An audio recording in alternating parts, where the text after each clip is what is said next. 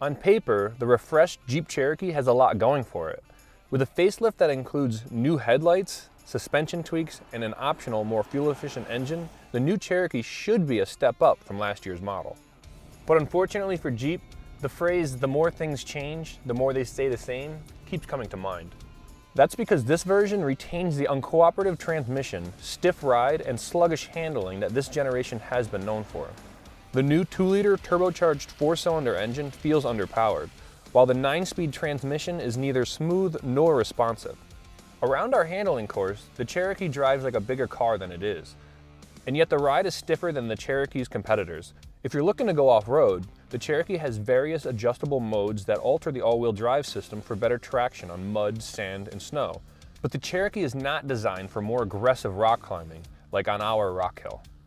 Inside, much of the Cherokee's cabin has an upmarket vibe. Most materials have a quality feel, with plenty of padded surfaces, including the nicely stitched upper dashboard. The stitched leather seats are comfortable and thickly padded. There are spaces for smaller items like cell phones, but the nooks and crannies are somewhat limited. We found controls for the infotainment system simple.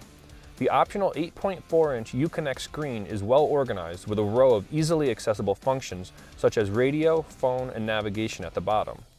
Android Auto and Apple CarPlay come standard.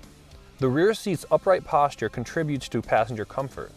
Our limited trim came with a generous list of standard climate features, including an automatic dual-zone system, heated front seats and steering wheel, and heated exterior mirrors. The Cherokee's cargo floor is wide and flat. The 60-40 split rear seatbacks can be folded to increase capacity and was even enough room to accommodate a bicycle without taking off a wheel.